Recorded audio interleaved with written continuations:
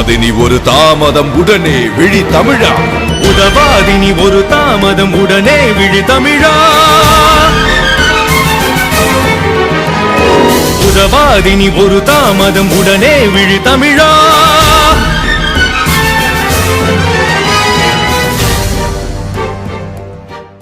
சிவகாசி ஐயனாடார் ஜானகி அம்மாள் கல்லூரியில் இளநிலை தமிழ்துறை நடத்தும் தெற்காசிய பண்பாடும் சுய வேலை வாய்ப்பு களங்களும் என்னும் பொருண்மையிலான இந்நிகழ்விற்கு வருகை புரிந்த உங்கள் அனைவருக்கும் எனது காலை வணக்கத்தை தெரிவித்துக் கொள்கின்றேன்.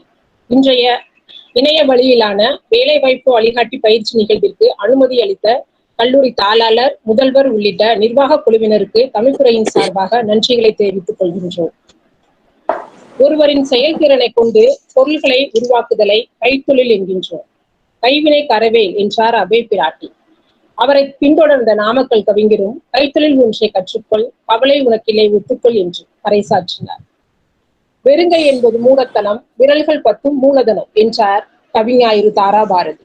அன்றைய நிகழ்விலே அடுத்ததாக குஞ்சி அழகும் கொடுந்தானை கோட்டல் அழகும் வஞ்சல் அழகும் அழகல்ல கல்வி அழகே அழகு என்பதற்கிணங்க தான் கற்ற கல்வியின் சுவையினை மாணாக்கரும் சுவைக்க வேண்டும் என விரும்பி மாணாக்கர்களுக்கு தொடர் நிகழ்வினை நடத்தி கொண்டிருக்கும் கல்லூரியின் தமிழ்துறை தலைவர் முனைவர் நா. அருள்மொழி அம்மா அவர்களை வரவேற்புரையாற்றி சிறப்பிக்கும்படி அன்புடன் அழைக்கின்றோம். அனைவருக்கும் இனிய காலை வணக்கம். ஐயனாடார் ஜானகி அம்மாள் கல்லூரியினுடைய இளநிலை தமிழ்துறை சார்பாக நிகழ இருக்கக்கூடிய பயிலரங்கிற்கு வருகை தந்திருக்கக்கூடிய அனைவரையும் வரவேற்பதிலே நான் பெருமகிழ்ச்சி அடைகின்றேன். இந்த நிகழ்விற்கு முறையானதொரு அனுமதியினை வழங்கி இருக்கக்கூடிய கல்லூரியினுடைய நிர்வாகத்தார், தாளாளர், முதல்வர் ஆகியோருக்கு நாங்கள் இந்த நேரத்திலே நன்றியை தெரிவித்துக் கொள்கின்றோம். இந்த நிகழ்விற்கு நம்மிடையே சிறப்பு விருந்தினராக இந்தோனேசிய தென் கிழக்காசிய தமிழ்ச்சங்கத்தினுடைய தலைவர், மதிப்பிற்கும் மரியாதைக்கும் உரிய திரு விசாகன் மைலாசலம் அவர்கள் வருகை தந்திருக்கின்றார்கள். அன்னார் அவர்களை வரவேற்று உங்கள் முன் அறிமுகம் செய்வதிலே நான் பெருமகிழ்ச்சி அடைகின்றேன். அன்னார் அவர்கள் சென்னை பல்கலைக்கழகத்தில் நியூக்ளியர் பிசிக்ஸ் என்று சொல்லப்படக்கூடிய அணு இயற்பியலிலே முதுநிலை பட்டப்படிப்பினை பயிற்சி இருக்கின்றார்கள். சுவிட்சர்லாந்து மற்றும் டாடா நிறுவனம் இணைந்து நிகழ்த்திய ஆய்வு திட்டத்திலே விஞ்ஞானியாகவும் பணியாற்றிய பெருமை அன்னார் அவர்களுக்கு உண்டு. பெஸ்ட் அண்ட் கிராம்ப்டன் இன்ஜினியரிங் நிறுவனத்திலே இயக்குநராகவும் செயலாற்றி வருகின்றார். இந்தோனேசியா டெக்ஸ்மாகோல் தொழில் நிறுவனத்தினுடைய தலைமை நிர்வாக அதிகாரியாகவும் திகழ்கின்றார். அதாவது அவருடைய படிப்பு என்பதெல்லாம் அறிவியல் சார்ந்தும் தொழில் சார்ந்தும் அமைந்திருக்கிறது என்றால் கூட அவருடைய அந்த ஆன்மாவினுடைய ஒரு உயிர் துடிப்பாக இருக்கக்கூடியது அந்த தமிழ் மொழி. தமிழை சார்ந்து பல செயல்பாடுகளை அவர் முன்னெடுத்து வருகின்றார். அதன் அடிப்படையிலே இந்தோனேசியாவிலே இருக்கக்கூடிய தமிழ் சங்கத்தை உருவாக்கிய ஒரு நிறுவனராகவும் அதனுடைய தலைவராகவும் முன்னாள் தலைவராகவும் பணியாற்றிய பெருமை அன்னார் அவர்களுக்கு உண்டு. தற்பொழுது இந்தோனேசிய தென் கிழக்காசிய தமிழ்ச்சங்கத்தினுடைய தலைவராக இருந்து பல அரிய தமிழ் செயல்பாடுகளை முன்னெடுத்து வருகின்றார். அன்னார் அவர்கள் ஒருபுறம் பார்த்தால் அது சயின்டிஸ்ட் என்று சொல்லக்கூடிய ஒரு விஞ்ஞானி, மறுபுறம் பார்த்தால் தொழிலதிபர், இன்னொரு புறம் பார்த்தால் நல்ல தமிழ் அறிஞர், பல்வேறு ஆளுமைகள் கொண்ட ஒரு பெரிய ஆளுமையாளர். நீங்கள் இப்படி கூட நினைத்து பார்க்கலாம். அறிவியலிலே இருந்து கிளைத்து நிற்கக்கூடிய அந்த தொழில் வளம், அந்த தொழில் வளத்தோடு கூடியிருப்பதோடு தன்னுடைய மொழியையும் தான் தக்க வைத்துக் கொள்ள வேண்டும், மொழியையும் பரவல் செய்ய வேண்டும் என்ற அடிப்படையிலே அந்த தமிழ் சங்கம் சார்ந்து இயங்கக்கூடிய ஒரு நல்ல தமிழ் ஆர்வலர். நீங்கள் இப்பொழுது அவருடைய தமிழை கேட்டவுடன் நீங்கள் நினைப்பீர்கள், நாமும் இது போல அழகான தமிழிலே பேச வேண்டும். பெரிய விஞ்ஞானியாக இருந்தாலும் பெரு வணிகராக இருந்தால் கூட அவருடைய அந்த மொழி உச்சரிப்பும் அவர் பேசுகின்ற அந்த லாவகமும் பெரும் தமிழ் சான்றோரை போல அவரை நம்மிடத்தை அடையாளம் காட்டும். நான் அவரிடம் பேசிக் கொண்டிருந்த பொழுது முதலிலே தமிழ் மாணவர்களுக்கு தமிழ்துறை சார்ந்த வேலை வாய்ப்பு என்பதாகத்தான் அவரிடம் நான் ஒரு கோரிக்கையை முன்வைத்தேன். ஆனால் அவர் பேச பேச நான் என்னுடைய அந்த தலைப்பிலிருந்து மாறுபட்டு தொழில் முனைவோருக்கான ஒரு களத்தை இவர் மூலமாக அறிமுகப்படுத்தலாம் என்ற நிலைக்கு, ஒரு மனநிலைக்கு நான் வந்துவிட்டேன். எனவே ஒருவரிடம் பேசுகின்ற பொழுது அவருடைய அந்த செயல் சார்ந்த அந்த அனுபவங்களை கூட அந்த தாக்கத்தை ஏற்படுத்தக்கூடிய ஒரு தீர்மானம். இன்றைக்கு இருக்கக்கூடிய சூழலிலே பணி வாய்ப்பு என்பது அனைவருக்கும் கிட்டாததாக இருக்கிறது. ஏன் நாமே ஒரு பெரிய தொழிலை உருவாக்கி மாணவர்களாகி இந்த இளைஞர்களை உருவாக்கி பலருக்கும் பணி வாய்ப்பு அளிக்கலாமே என்ற ஒரு கருத்தை முன்வைத்தார்கள். அவரிடம் பேச பேச நாமும் கூட ஒரு தொழில் செய்யக்கூடிய ஒரு வணிகராக மாறிவிடலாமோ என்ற ஒரு தாக்கமும் உணர்வும் கூட ஏற்பட்டது உண்மைதான். அந்த அடிப்படையிலே இந்த பல்வேறு ஆளுமையாளராக இருக்கக்கூடிய ஒருபுறம் அறிவியல் ஆளுமை, தொழில் ஆளுமை, தமிழ் மொழி ஆளுமை என்று பல்வேறு பரிணாமங்களை பெற்றிருக்கக்கூடிய மதிப்பிற்கும் மரியாதைக்கும் உரிய இந்தோனேசிய தென் கிழக்காசிய தமிழ்ச்சங்கத்தினுடைய தலைவர் பெருமகனார் திரு விசாகன் மைலாசலம் அவர்களை நாங்கள் இந்த அவையிலே பெருமகிழ்வோடு வரவேற்று அறிமுகம் செய்கிறோம். வணக்கம் ஐயா. இந்த நிகழ்விலே எங்களோடு இணைந்திருக்கக்கூடிய முதுகலை தமிழ்துறையினுடைய தலைவர் பெருமகனார் முனைவர் கா சிவனேசன் ஐயா அவர்களையும் தமிழ்துறை பேராசிரியர்களையும் இந்த நிகழ்விலே ஒருங்கிணைப்பாளர்களாக செயலாற்றி கொண்டிருக்கக்கூடிய தமிழ்துறை பேராசிரியர்கள் சாந்தி அவர்களையும் திரு ஊசாயை தமிழரசன் அவர்களையும் வரவேற்கின்றேன். எங்களுடைய கல்லூரியினுடைய பழைய மாணவராக இருக்கக்கூடிய திரு ஆறுமுகசாமி ஐயா அவர்கள் இங்கே இணைந்திருக்கிறார்கள். அவர்களையும் நாங்கள் வரவேற்கின்றோம். இந்த நிகழ்வு நிகழ்வதற்கு மூல காரணமாக இருக்கக்கூடியவர் திரு ராஜேந்திரன் IAS அவர்கள் தான் ஐயா அவர்களை அறிமுகப்படுத்தினார்கள். எனவே அவர்களுக்கும் நாங்கள் இந்த நேரத்திலே நன்றியை தெரிவிக்கின்றோம். இந்த நிகழ்விற்கு பல்வேறு துறைகளை சார்ந்த மாணவர்கள் கலந்து கொண்டிருக்கின்றார்கள். எனவே அந்த பயன்பெறும் வகையிலே இந்த நிகழ்விலே கலந்து கொண்டிருக்கக்கூடிய பல்துறை சார்ந்த மாணவர்களையும் எங்களுடைய தமிழ்துறை இனிதே வரவேற்கின்றது. வணக்கம். சிறப்பு விருந்தினரை அறிமுகம் செய்து நிகழ்விற்கு வருகை புரிந்தோரை வரவேற்று பேசிய அம்மா அவர்களுக்கு நன்றி. உழவுக்கும் தொழிலுக்கும் வந்தனை செய்வோம், வீணில் உண்டு கலைத்திருப்போரின் நிந்தனை செய்வோம் என்றார் பாரதி. அவரின் அடியை உற்றி தெற்காசிய பண்பாடும் சுய வேலைவாய்ப்பு களங்களும் எனும் தலைப்பில் சிறப்புரையாற்ற இந்தோனேஷியா தென்கிழக்காசிய தமிழ்ச்சங்க தலைவர் திரு விசாகன் மைலாசலம் அவர்களை அன்புடன் அழைக்கின்றோம். தமிழர்களாகிய எங்கள் வாழ்விற்கும் வளத்திற்கும் முதல் காரணமாக விளங்கும் தமிழுக்கு என் முதல் வணக்கம். இந்த இணைய வழி கருத்தரங்கிற்கு என்னை இங்கே அழைத்த ஐயநாடார் ஜானகி அம்மாள் கல்லூரியின் முதல்வர் முனைவர் அசோக் அவர்களே, தமிழ்துறையின் தலைவர் முனைவர் சிவனேசன் அவர்களே, தமிழ்துறை பேராசிரியர் முனைவர் அருள்மொழி அவர்களே, மற்ற துறைகளை சார்ந்த பேராசிரியர் பெருமக்களே, நான் இந்த நிகழ்விலே கலந்து கொள்வதற்காக மிக முக்கிய காரணமாக இருந்த எனது அருமை நண்பர் முனைவர் ராஜேந்திரன் IAS அவர்களே, இன்றைய நிகழ்வை மிக ஆர்வத்துடன் வந்து இணைந்து சிறப்பித்துக் கொண்டிருக்கும் மாணவ மாணவிகளே, உங்கள் அனைவருக்கும் எனது முதற்கண் வணக்கத்தை தெரிவித்துக் கொள்கின்றேன். இங்கு எனக்கு கொடுக்கப்பட்டுள்ள தலைப்பு ஆசியா, தென்கிழக்காசியா இல்ல தெற்காசியாவில் தமிழர்களின் பண்பாடுகளும் சுய வேலைவாய்ப்பு தளங்களும் என்பது. உலக நாடுகளில் தடம் பதித்த தமிழ் இனத்தின் பெருமைகளை பற்றியும் பண்டைக்கால சாதனை உச்சத்திலிருந்து இந்த காலத்திலே வீழ்ந்து கிடக்கும் தமிழினம் எப்படி மீண்டு எழ வேண்டும் என்பதை பற்றியும் வெளிநாடுகளில் வாழும் தமிழ் தொழில் அதிபர்களுடன் சேர்ந்து எப்படி தமிழ்நாட்டில் உள்ள இளைஞர்கள் கற்றுக்கொண்டு மிகப்பெரிய தொழில் அதிபர்களாக உருவாக வேண்டும், இணைந்து செயல்பட வேண்டும் என்பதையும் இந்த கலந்துரையாடலே நாம் சற்று காணலாம். கல் தோன்றி மண் தோன்றா காலத்தே முன் தோன்றிய மூத்தகுடி தமிழ்குடி. உலகிலே மிக தொன்மையான நாகரிகத்தையும் மிக பழமையான மொழியையும் கொண்டவன் தமிழ்.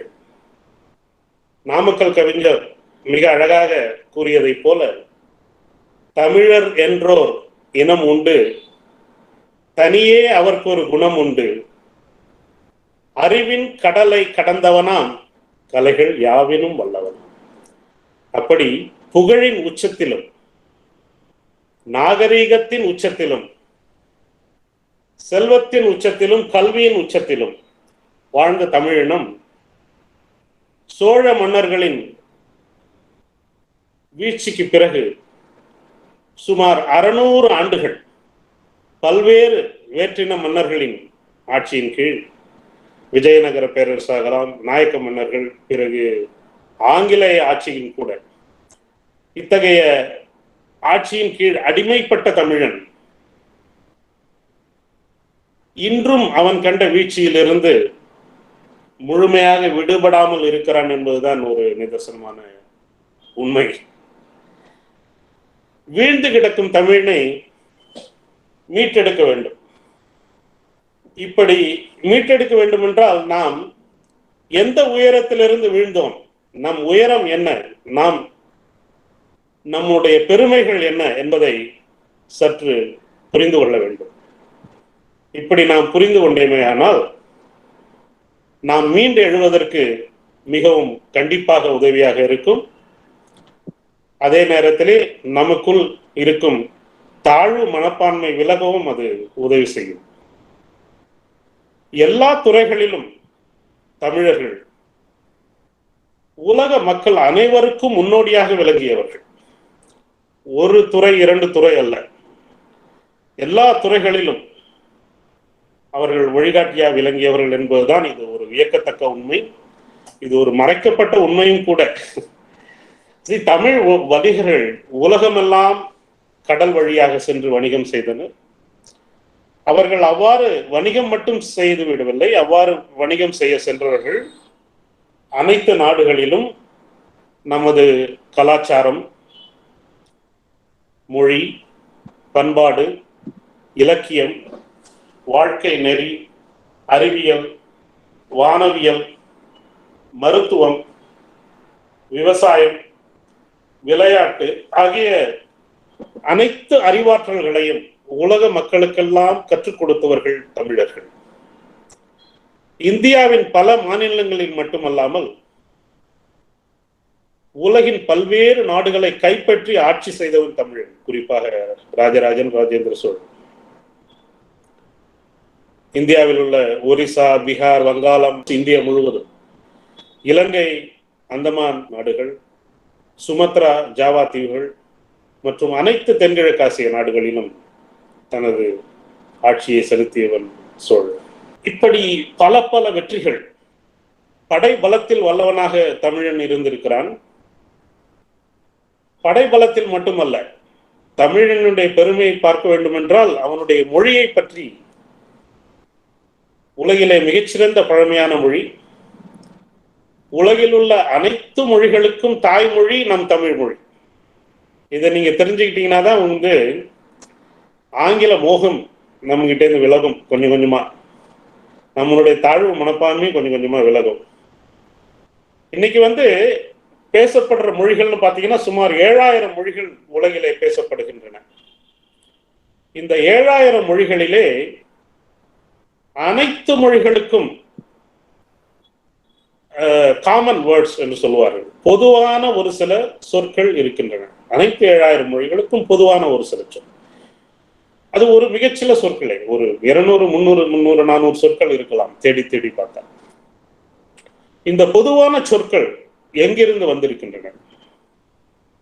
இந்த பொதுவான சொற்கு ஒரு உதாரணம் அம்மா, அம்மா. பல மொழிகளிலே இது அம்மா, அம்மா என்றுதான் அழைக்கிறது. சோ இதை போன்ற சொற்கள் எங்கிருந்து, எந்த மொழியிலிருந்து இது வந்திருக்கிறது? ஆங்கிலத்திலா, ஜப்பானிய மொழியிலா, கிரேக்க மொழியிலா, சீன மொழியில? இந்த 7000 மொழிகளிலும் உள்ள பொதுவான சொற்கள் ஒரே ஒரு மொழியில் வந்திருக்கின்றது. அந்த மொழி எந்த மொழி என்றால் அது தான் நமது தமிழ் மொழி. இந்த தமிழ் மொழியிலிருந்து தான் இந்த பொதுவான சொற்கள் எடுக்கப்பட்டிருக்கின்றன. ஸோ இதனுடைய நம்மளுடைய பழமை என்ன என்பது நமக்கு நல்லா புரிஞ்சிருக்கும். ஆனா அது மட்டும் இல்லை, நமக்கு இன்னும் அந்த ஆங்கில மோகம், பிற மொழி, பிற இனம், பிற நாட்டு மோகம் இன்னும் அதிகமாக தான் இருக்கு. நம்மளுடைய தாழ்வு மனப்பான்மை இதுல ஒரே ஒரு இதை பார்ப்போம், ஆங்கிலத்துக்கும் கொரிய மொழி மட்டும் நம்ம பார்ப்போம். நம்ம நிறைய பேர் நினைப்போம் நம்ம ஆங்கில மொழி மிகச்சிறந்தது, ஏன்னா இன்னைக்கு உலகம் ஃபுல்லா அதுதான் ஒரு இணைப்பு மொழியா பயன்படுது. தமிழ் சரியான இணை மொழி இல்லை, தகுந்த மொழி இல்லை என்பதை நம்ம நினைப்போம். ஆனா எத்தனை சொற்களை ஆங்கிலம் நம்ம தமிழ் மொழியிலேருந்து எடுத்துட்டு போயிருக்கு, கடன் வாங்கி அவர்கள் அந்த மொழியை கட்டமைத்திருக்கிறார்கள் என்பதை நீங்க தெரிந்து கொண்டால் நமது மொழியின் பெருமை இன்னும் நல்லா விளங்கும். அது பல ஆயிரக்கணக்கான சொற்கள். ஒரு சின்ன உதாரணம் மட்டும் நம்ம சொல்லிட்டு அடுத்த இதுக்கு போவோம். அதாவது எஸ் என்ற ஒரு ஒலியை முன்ன சேர்த்துக்குவாங்க. ஏன்னா அவங்களுடைய குரல் அமைப்புகளை பொறுத்து அவங்க ஒரு சில வார்த்தைகள் மாறும். இப்ப எப்படி நம்ம வந்து பேசிக்கொண்டிருக்கிறோம். பேச்சு என்பதற்கு முன்னால் ஒரு எஸ்ஐ சேர்த்து அதை ஸ்பீச் என்று அவர்கள் மொழியிலே அவர்கள் எடுத்துக்கொண்டார்களோ அதுபோல பல வார்த்தைகளை எஸ் என்ற ஒலியை மற்றும் சேர்த்து நமது தமிழ் வார்த்தைகளை அவர்கள் எடுத்துக்கொண்டார்கள். இது போன்ற 250 வார்த்தைகள் அவர்கள் சொற்கள் அவர்கள் எடுத்துக்கொண்டார்கள். அதுபோல உதாரணத்துக்கு 1-2 சொல்லுமானால், இப்ப பஞ்சு என்பதற்கு எஸ்ஐ சேர்த்து ஸ்பாஞ்ச் என்பதும், தச்சு தையல் தைக்கிறோம் எஸ் பிளஸ் தச்சு ஸ்டிச்சு, உடனே செய்யணும் எஸ் பிளஸ் உடன் சடன், படிக்கிறது எஸ் பிளஸ் படி ஸ்டடி, ஒரு காணொலி இல்ல கான் சொல்றோம் கான் எஸ் பிளஸ் கான் ஸ்கேன். இந்த மாதிரி எத்தனையோ வார்த்தைகளை 200க்கும் மேற்பட்ட வார்த்தைகளை எஸ் என்ற ஒரே ஒரு ஒலியை மட்டும் இணைத்து நம் தமிழ் வார்த்தைகளை அவர்கள் எடுத்துக்கொண்டார்கள், தமிழ் சொற்களை. அது மட்டும் இல்ல, எஸ் சேர்ந்தது மட்டும் இல்ல, வேற ஒரு சில முக்கியமான வார்த்தைக்கும் பார்ப்போம், ஆங்கில வார்த்தைகள். அதாவது சேவிங்ஸ், என்ன சேமித்தல், சேவிங்ஸ். அப்புறம் ஒரு கையேடு இருக்கும், நம்ம வந்து கையேடு கையில வச்சிருப்போம். கையேடுன்றது வந்து நம்மளுடைய டைரி மாதிரி கையேடு தான் ஆங்கிலத்திலே கைடு என்று போய்விட்டது. வீணாக நீங்க ஏன் செய்கிறீர்கள், வீண் என்று சொல்லுவோம். வீண் என்பது வெயின், VAIN, வெயின் என்று அவர்கள் எடுத்துக்கொண்டார்கள். வில், வானவில், அம்பு விட்டுவிடும் வில் என்பது எப்படி உருண்டை அழகாக இந்த சர்க்கிள் இருக்கின்றதோ அந்த வில், வானவில். வில் என்பதை வந்து வீல் என்று எடுத்துக்கொண்டார்கள். உருண்டு கொண்டு வருகின்றது, உருண்டை என்பதை ரவுண்ட் என்று எடுத்துக்கொண்டார்கள். பரிசு பொருள்கள், மன்னன் புலவர்களுக்கு கொடுக்கும் பரிசு பிரைஸ் என்று எடுத்துக்கொண்டார்கள். அச்சம் என்பது மடமையடா, மடத்தனம், மட என்பதை அவர்கள் மேட் என்று எடுத்துக்கொண்டார்கள். விழி, இந்த விழி என்பதை விஷன் என்று எடுத்துக்கொண்டார்கள். கொல் என்பதை கில் என்று எடுத்துக்கொண்டார்கள். காசு என்பதை கேஷ் என்று எடுத்துக்கொண்டார்கள். வெற்றி என்பதை விக்டரி என்று எடுத்துக்கொண்டார்கள். அது மட்டுமல்ல, சிறிய மேடு பெரிய மேடு என்று சொல்லும் மேடு, பெரிய மேடை தான் பிரமிட் என்று எடுத்துக்கொண்டார்கள். இதே போல பேசிக்கொண்டே போகலாம். அதுக்கென்று தனியான ஒரு செஷன் வைத்து நாம் இதெல்லாம் பேசிக்கொண்டே போகலாம். எப்படி அதிக வார்த்தைகள், சொற்கள், ஆங்கிலத்தில் உள்ள பெருவாரியான சொற்கள் தமிழ் சொற்கள் இருந்து எடுத்துக்கொள்ளப்பட்டன. லோன் வேர்ட்ஸ் என்று சொல்வார்கள், கடன் வாங்கி எடுத்துக்கொள்ளப்பட்டது. இது மாதிரி நம்ம பார்க்கும்போது தமிழை இழிவாகவும் ஆங்கிலத்தை மிக உயர்வாகவும் நினைத்து கொண்டிருக்கும் நண்பர்களுக்கு இதன் மூலம் என்ன தெரிஞ்சுக்கணும்னா, ஆங்கிலேயர் அவனுடைய மொழியை கூட நம் தமிழ் மொழியிலிருந்து தான் உருவாக்கி இருக்கிறார். அதை தெரிஞ்சுக்கிட்டீங்கன்னா நம்ம நெஞ்சை நிமிர்த்த முடியும், தமிழன் என்று நெஞ்சை நிமிர்த்த முடியும். அதாவது கொரிய மொழியில நீங்க எடுத்து பார்த்தீங்கன்னா, பல்லு, நம்ம பல்லு வந்து டீத், பல்லுக்கு பல்லு தான். புல்லுக்கு வந்து கிராஸ், புல்லுக்கு புல்லு தான். பாம்புக்கு பாம்பு தான். ரைஸ், சோறுக்கு சோறு தான். அதே மாதிரி சண்டைன்னா சண்டை தான், அங்கேயும் சண்டை. அன்னிக்கு அன்னி தான் கொரிய மொழியில, சவுத் கொரியன் மொழியில. அம்மா தான் சவுத் கொரியன் மொழியில. மனைவி மனுரா தான் சவுத் கொரியன் மொழியில. அது மாதிரி சவுத் கொரியன் மொழியில பாத்தீங்கன்னா நிறைய தமிழ் வேறு சொற்கள், நம்ம சொற்களை எடுத்துதான் அவங்க வந்து மிக பலமான அவர்களுடைய ஒரு மொழியை கட்டமைத்திருக்கிறார்கள். அது மாதிரி இந்தோனேஷிய மொழியெல்லாம் பாத்தீங்கன்னா 20-30% வந்து முழுக்க தமிழ் சொற்கள் ஆதிக்கம் தான் இருக்கும். அதை நீங்க அதை சொல்லவே முடியாது, அந்த அளவுக்கு ஆயிரக்கணக்கான வார்த்தைகள், அத்தனை வார்த்தைகளும் தமிழ்ல இருந்து எடுக்கப்பட்ட வார்த்தைகள். அது வந்து சகோதரனாக இருந்தாலும் சரி, அது அவர்களுக்குள்ள அவங்களுடைய அப்பாவை கூப்பிடுறது ஐயா என்று கூப்பிடுவார்கள். மிக தூய தமிழ் சொற்களை எல்லாம் அவங்க இன்னும் உபயோகத்தில் வச்சிருக்காங்க. அது மாதிரி நம்மள வந்து இவ்வளவு பெருமையா இருந்தவங்களை நம்ம இன்னைக்கு வீழ்ந்து கிடக்கிறோம்.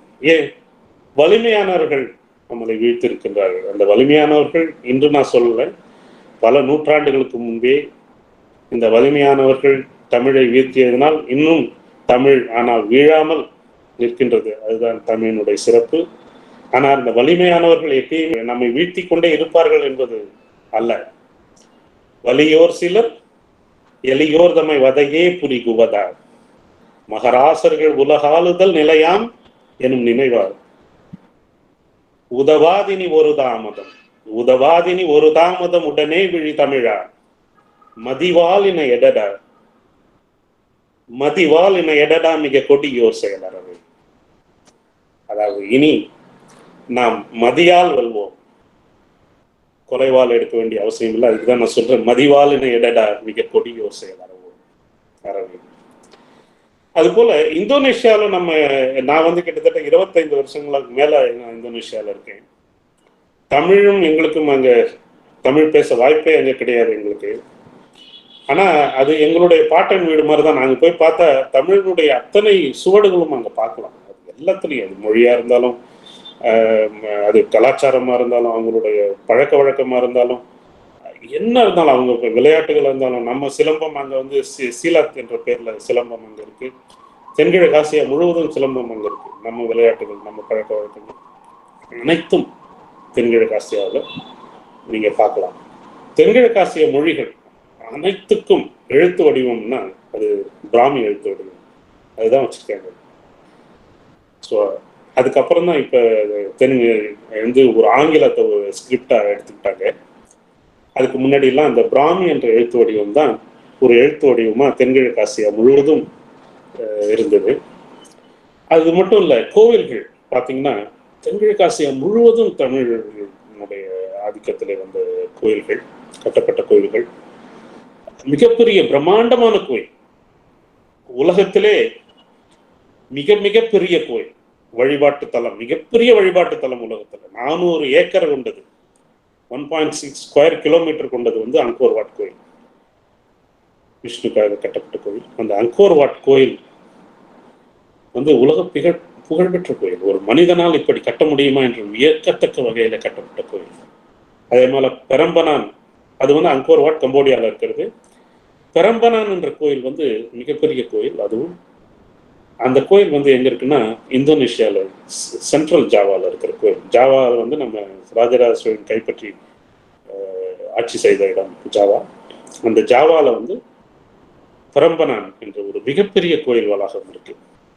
அது வந்து அது போல அங்க எல்லாத்திலும் நீங்க, அதாவது அவங்களுக்கு அந்த பெயர்கள் எடுத்துக்கிட்டீங்கன்னா ஹென்ரா தேவி, ஹென்ரான்றதான் அதிக பெயர். ஹென்ரான்றது நாங்க போன பிறகு அது ஒரு முஸ்லிம் பெயர் தான் நாங்க நினைச்சோம். ஹென்ரான்றது இந்திரா என்னதுல இருந்து மருவி வந்திருக்குன்னு அப்பதான். ஏன்னா எத்தனை பேரும் இந்திரான்றது ரொம்ப காமன் பேர். அதே மாதிரி அங்க போன தேவின்றது ரொம்ப ரொம்ப காமன் பேர். அங்க இருக்க பெயர்கள் கூட ஊர்களுடைய பெயர், அவங்களுடைய பெயர்கள் ரொம்ப தமிழுடைய ஆதிக்கம் மிக அதிகமாக இருக்கக்கூடியது. நம்மளுடைய கலாச்சாரம் வந்து அங்க வந்து ரொம்ப பிணைந்து கிடக்கின்றது.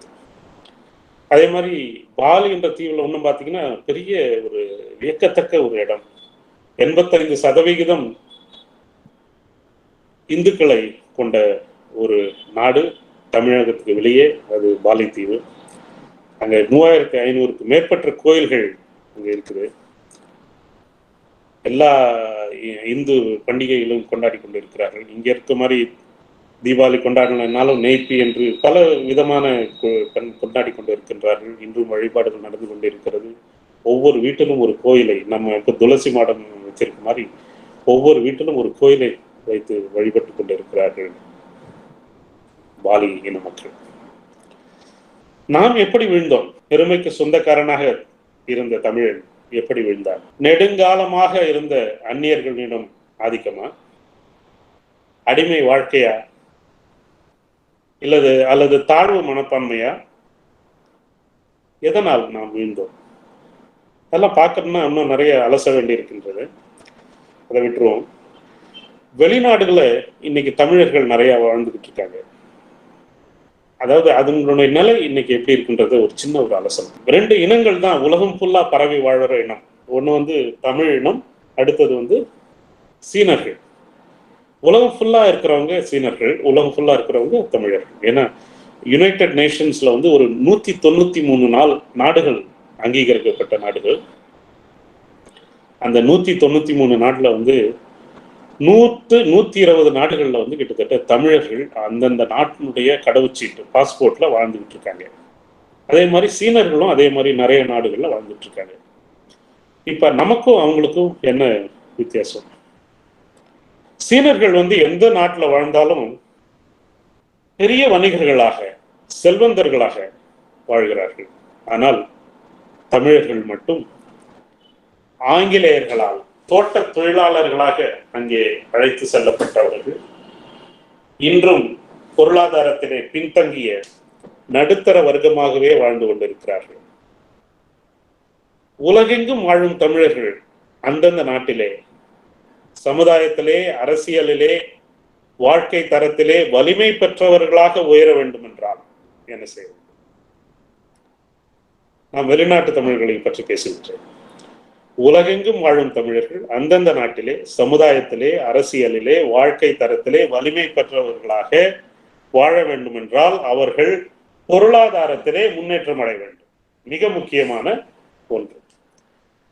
அதேதான் தமிழக மக்களுக்கும் தமிழக இளைஞர்களுக்கும் அதேதான், பொருளாதாரத்திலே முன்னேற்றம் அடைய வேண்டும். தமிழகத்தில் வாழும் தமிழர்களும் வெளிநாட்டில் வாழும் தமிழர்களும் ஒன்றிணைந்து நாடுகளுக்கு இடையேயான ஏற்றுமதி இறக்குமதியை மேம்படுத்தவும் தொழில் மேம்பாட்டுக்கான ஒரு தளம் அமைக்கப்படுமேயானால் அது ஒட்டுமொத்த தமிழினத்தின் வளர்ச்சிக்கும் மேம்பாட்டிற்கும் மிக பெரிய விடிவு காலமாக கண்டிப்பாக அமையும். இதில் எந்த சந்தேகமும் இல்லை. ஆகவே தமிழர்கள், குறிப்பாக இளைஞர்கள், வேலை தேடியே அலையும் சமூகமாக இல்லாமல் தொழில் முனைவர்களாக, தொழில் அதிபர்களாக இந்த உலக அரங்கிலே முன்னேற வேண்டும். அது மிக முக்கியமானது. வெளிநாடுகள் வாழும் தமிழர்கள் தொழில்துறையிலே ஓரளவு மிகவும் ஆர்வம் கொண்டவர்களாக இருக்கிறார்கள். ஆனால் தமிழக இளைஞர்கள் தமிழ்நாட்டிலேயே சுய தொழில்களில் ஈடுபட செய்து வெளிநாட்டில் வாழும் தமிழர்களோடு இணைந்து குறுகிய காலத்திலே அவர்களை வெற்றி பெறச் செய்ய வேண்டும் என்பதுதான் நமது இலக்கு. இப்ப இதுக்கு எப்படி என்ன செய்ய போறோம்? முதலாக தொழில் தொடங்குறாங்க யங்ஸ்டர்ஸ், யூத், இளைஞர்கள். தமிழ்நாட்டிலே முதலாக தமிழ் தொழில் தொடங்க வேண்டும் என்ற ஆர்வம் உள்ளவர் பலர் இருக்கிறார்கள். அவர்களுக்கு என்ன வழிகாட்டுதல் நாம் அளிக்க முடியும்? The right direction for them, right advice for them. இதெல்லாம் நீங்க தெரிஞ்சுக்கணும்னா we should know the macro economics. அதாவது ஒரு சரியான ஒரு திசையிலே நம்ம காயை நகர்த்தும் பொழுதுதான் நமக்கு அதனுடைய ரிசல்ட், அதனுடைய விளைவுகள் நன்மை பெறக்கூடியதாக இருக்கும். புரிந்து கொள்ள வேண்டும். எல்லா பிஸ்னஸும் நம் சக்சஸ் ஆக முடியாது. அதனுடைய டைனமிக்ஸ், அதாவது SWOT அனாலிசிஸ் சொல்லுவாங்க. SWOT என்பது strength, weakness, opportunity and thread.